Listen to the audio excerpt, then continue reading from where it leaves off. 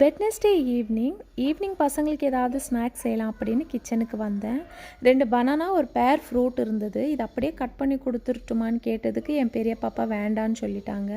சரி, நம்ம ஸ்கூல் படிக்கிறப்ப நமக்கு ஆல் டைம் ஃபேவரட்டாக இருந்த ஒரு ரெசிபியை இந்த பனானா வச்சு ட்ரை பண்ணலாம் அப்படின்னு சொல்லி 2 பனானாவை சின்ன சின்னதாக கட் பண்ணி ஒரு ஃபோர்க் வச்சு நல்லா ஸ்மூத்தாக ஸ்மாஷ் பண்ணி எடுத்துக்கிட்டேன்.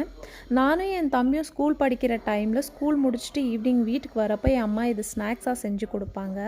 அதே ரெசிபி தான் நான் இப்போ ட்ரை பண்ணிருக்கேன். அதுக்கு ஒரு பவுலில் 1 கப் கோதுமை மாவு, 1/2 கப் நாட்டு சர்க்கரை, கொஞ்சமாக பேக்கிங் சோடா, கொஞ்சமாக சால்ட், அப்புறம் ஸ்மாஷ் பண்ணி வச்சுருந்த பனானாவும் சேர்த்துக்கிறேன். இப்போ இதில் கொஞ்சமாக தண்ணி ஊற்றி ஒரு திக் கன்சிஸ்டன்சிக்கு நம்ம இந்த பேட்டரை மிக்ஸ் பண்ணி எடுத்துக்கலாம். இந்த பேட்டர் எந்த அளவுக்கு கன்சிஸ்டன்சி இருக்கணும் அப்படின்னா, இப்படி தூக்கி ஊற்றுறப்ப ஒரு திக் ஃபாலிங் கன்சிஸ்டன்சியாக இருக்கும். ஸோ இந்த அளவுக்கு மிக்ஸ் பண்ணதுமே ஒரு 10 மினிட்ஸ்க்கு நான் ரெஸ்ட் கொடுத்துடுறேன். ஆஃப்டர் 10 மினிட்ஸ் இதை எண்ணெயில் டீப் ஃப்ரை பண்ணி எடுத்துக்கலாம். ஒரு மிதமான சூட்டில் நான் ஃப்ரை பண்ணி எடுத்துக்க போகிறேன்.